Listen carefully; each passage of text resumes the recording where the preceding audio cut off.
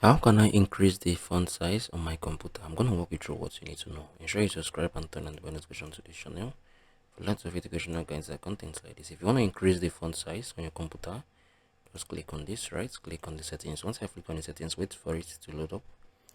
Click on the display. Once you click on the display, wait for it to load up as well. Click on this. You're going to see the text size right here. Click on it, right? Now look up right here, text size preview. The size of this words will change as you adjust the slider. So if you love to increase the font size on your computer, this is what you're going to do basically, right?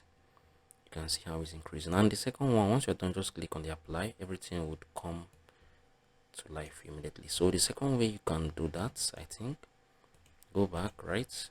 You're going to see this custom scaling, right? You can come on here, pick anyone you want from 100 to 500, right? So that is it.